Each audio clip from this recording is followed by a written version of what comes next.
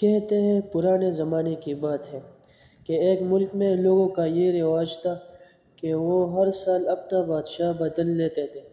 جو بھی بادشاہ بنتا وہ اس عہد پر دستخط کرتا کہ اس کی حکومت کے 1 سال بعد وہ اس عہدے سے دستبردار ہو جائے گا اور اسے ایک دور دراز جزیرے پر چھوڑ دیا جائے گا جہاں سے وہ کبھی واپس نہیں آ سکتا۔ جب کسی بادشاہ کی 1 سالہ حکومت ختم ہو جاتی تو اسے ایک خاص جزیرے پر چھوڑ دیا جاتا جہاں وہ اپنی باقی زندگی گزارتا۔ اس موقع پر بادشاہ کو بہترین لباس پہنایا جاتا اور اسے ہاتھی پر بٹھا کر ملک بھر کے الوداعی سفر پر لے جایا جاتا جہاں وہ تمام لوگوں کو آخری بار الوداع کہتا۔ وہ انتہائی افسوسناک لمحات ہوتے اور پھر وہاں کے لوگ بادشاہ کو ہمیشہ کے لیے جزیرے پر چھوڑ دیتے تھے۔ ایک دفعہ لوگ اپنے سابق بادشاہ کو جزیرے پر چھوڑ کر واپس آ رہے تھے کہ انہوں نے ایک جہاز کو دیکھا جو ڈوب کر تباہ ہو گیا ہے اور ایک نوجوان لکڑی کے تختے پر چڑھ کر خود کو بچانے کی کوشش کر رہا ہے۔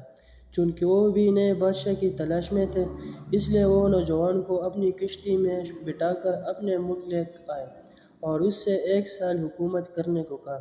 نوجوان پہلے تو ان کے شرائط سن کر انکاری ہو گیا لیکن بعد میں ان لوگوں کے کیے ہوئے احسان کا بدلہ چکانے کے لیے نوجوان 1 سال کے لیے بادشاہ بننے پر راضی ہو گیا۔ بادشاہ بننے کے تیسرے روز نوجوان بادشاہ نے اپنے وزیر سے کہا، مجھے وہ جگہ دکھاؤ جہاں پچھلے تمام بادشاہ بھیجے گئے تھے۔ بادشاہ کے حکم کی تعمیل کرتے ہوئے اسے جزیرہ دکھانے کا انتظام کیا گیا۔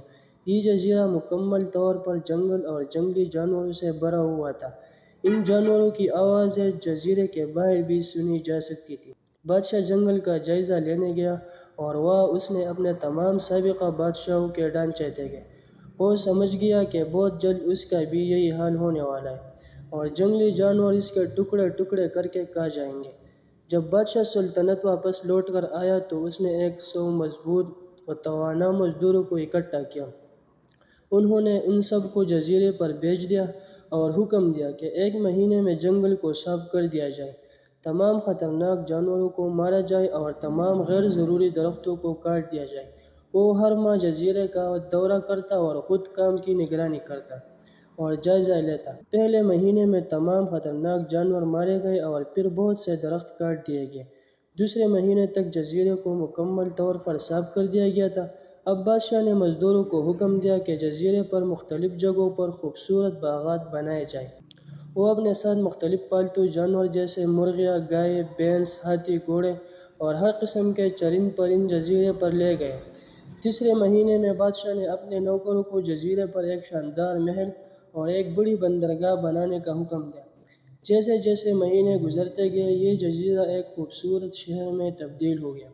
نوجوان بادشاہ بہت سادہ لباس پہنتا تھا اور اپنے اوپر بہت کم خرچ کرتا تھا۔ اس نے اپنی سلطنت کی زیادہ تر کمائی اس جزیرے کی تعمیر پر خرچ کی۔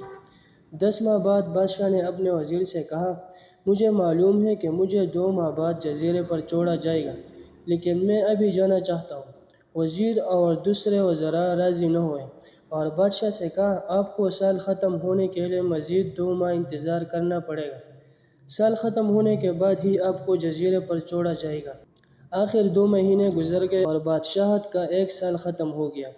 روایت کے مطابق لوگوں نے اپنے بادشاہ کو شاندار لباس پہنایا اور اسے ہاتھی پر بٹھایا تاکہ وہ اپنی قوم کو الوداع کہہ سکے۔ غیر متوقع طور پر بادشاہ اپنی الوداعی تقریب میں بہت خوش تھا۔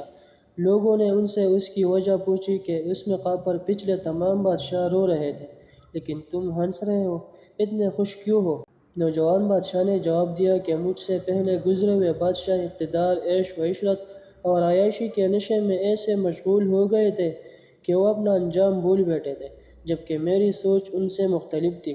اگر چاہتا تو میں بھی گزرے ہوئے بادشاہوں کی طرح زندگی گزارتا، لیکن جہاں مجھے زمانے مستقبل میں رہنا تھا میں نے وہاں پر اپنے رہنے کے لیے پہلے سے تمام تر سہولیات کا انتظام کیا ہوا ہے، اس لیے اب وہاں اس ویران جزیرے پر میرے پہلے سے بنائے ہوئے باغات اور محل میرا انتظار کر رہے ہیں۔ تو خلاصہ یہ ہوا دوستو، دنیا کی زندگی عارضی اور مختصر ہے۔ یہ بظاہر خوبصورت ہے، جو انسان اس کے ساتھ دل لگا لیتا ہے اور عیش و عشرت میں آخرت کی زندگی کو بھول جاتا ہے وہ پھر روتے ہوئے رخصت ہوتا ہے اور جو انسان وقت کی قدر کرتے ہوئے دنیا میں رہ کر اپنی آخری زندگی کو اعمال صالحہ کے ذریعہ بہتر بناتا ہے تو مرتے وقت مطمئن اور پرسکون ہوتا ہے، کیونکہ جنت کے باغات اور نعمتیں اس کی منتظر ہوتی ہیں۔ اللہ کریم ہمیں دنیا و آخرت کی فلاح نصیب فرمائے، آمین ثم آمین۔